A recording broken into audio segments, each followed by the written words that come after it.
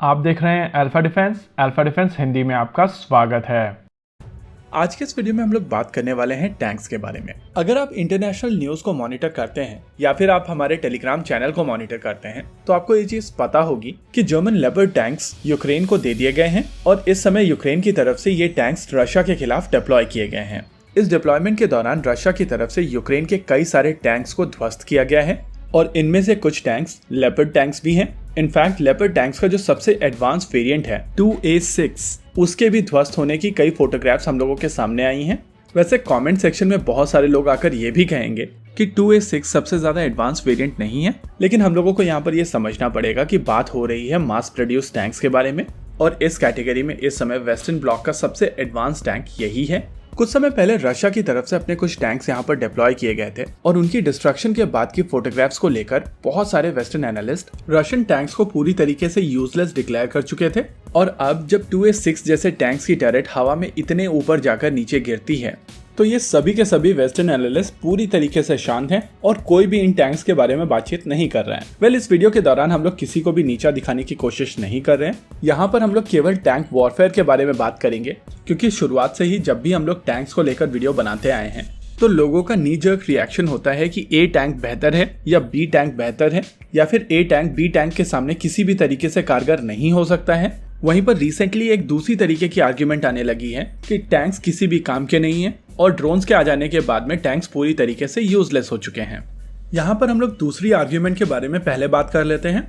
देखिए, एक tank typically 50 ton का होता है और अगर आप एक एशियन एलिफेंट की बात करें तो टिपिकली उनका वजन 2700 किलोग्राम से लेकर 4000 किलोग्राम तक होता है। और अगर हम लोग अपर लिमिट यानी कि 4 टन लेकर चलें तो आप यहाँ पर एक ऐसी मशीन देख रहे हैं जिसका वजन 12.5 हाथियों के बराबर का है और इम्पैक्ट के बाद में इसका आधा वजन हवा में कई फीट ऊपर तक जाकर नीचे गिरता है। तो आप उस फायर पावर को इमेजिन कीजिए। टैंक्स का बेसिक प्रयोग इसी फायर पावर से बचने के लिए किया जाता है। इमेजिन कीजिए अगर टैंक जैसे व्हीकल को ये फायर पावर इतना ज्यादा क्षति पहुंचा सकती है तो आपके नॉर्मल इन्फेंट्री फाइटिंग व्हीकल्स या दूसरे माइन प्रोटेक्टेड व्हीकल्स कितनी बुरी हालत में होंगे। और इसी वजह से चाहे आपको अच्छा लगे या ना लगे टैंक्स आगे भी यूज किए जाएंगे। अगर ड्रोन्स आपके टैंक्स को पूरी तरीके से डिस्ट्रॉय कर पा रहे हैं तो वहां पर परेशानी टैंक्स के साथ में नहीं है, परेशानी है आपकी एंटी ड्रोन कैपेबिलिटी के साथ में, क्योंकि टैंक्स का काम कभी भी एंटी ड्रोन वॉरफेयर नहीं था। टैंक्स हमेशा से ही डायरेक्ट फायर पावर से बचने के लिए बनाए गए थे और जिस तरीके की डायरेक्ट फायर पावर ये टैंक्स झेल सकते हैं उस तरीके की क्षमता किसी और वेपन सिस्टम में नहीं होती है।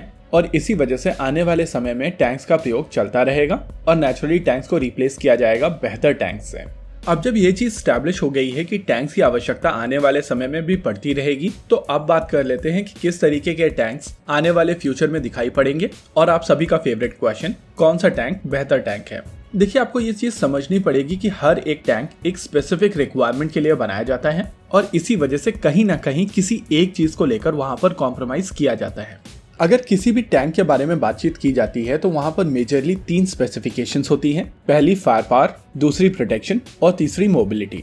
अगर आप इनमें से एक को भी बढ़ाने की कोशिश करेंगे तो इसका इम्पैक्ट बाकी दोनों के ऊपर होता है और इसके अलावा एक तीसरे फैक्टर के ऊपर भी इसका एक एडवर्स इफेक्ट पड़ता है और ये फैक्टर है वेट। अगर आप किसी टैंक की प्रोटेक्शन बढ़ाएंगे तो उसका वेट बढ़ेगा और मोबिलिटी घटेगी। अगर फायर पावर बढ़ाएंगे तो भी उसकी मोबिलिटी घटेगी और वेट बढ़ेगा। अगर आप मोबिलिटी बढ़ाएंगे तो आपको टैंक के प्रोटेक्शन के साथ में कॉम्प्रोमाइज करना पड़ेगा।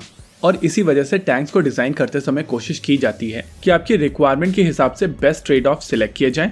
अगर आप एक ऐसी टेरेन में ऑपरेट कर रहे हैं जहां पर मोबिलिटी ज्यादा इंपॉर्टेंट है तो आप फायर पावर के साथ में कुछ कॉम्प्रोमाइज कर सकते हैं, लेकिन अगर आपके लिए मोबिलिटी और फायर पावर दोनों इंपॉर्टेंट है और आपको वेट भी नहीं बढ़ाना है तो आप प्रोटेक्शन के साथ में कॉम्प्रोमाइज कर सकते हैं, जैसा कि नॉर्मली रशियन टैंक्स के साथ में किया जाता है।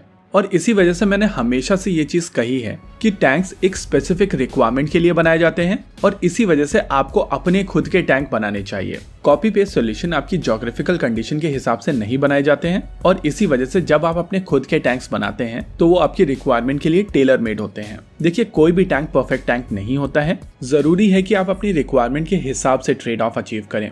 रही बात भारत की फ्यूचर टैंक रिक्वायरमेंट को लेकर तो FRCV प्रोग्राम बिल्कुल सही डायरेक्शन में मूव कर रहा है, लेकिन मैं पर्सनली चाहूंगा कि इंडियन आर्मी इस प्रोग्राम को लेकर रश ना करें और FRCV में ले जाने वाली सारी टेक्नोलॉजी अर्जुन टैंक के ऊपर टेस्ट की जाए।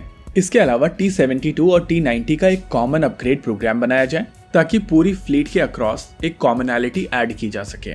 हालांकि ये एक बहुत डिफिकल्ट टास्क होगा, लेकिन ये अचीव किया जा सकता है। इसी के साथ आज के इस वीडियो में रखते हैं केवल इतना ही। वीडियो को अंत तक देखने के लिए धन्यवाद। देखते रहिए अल्फा डिफेंस। जय हिंद।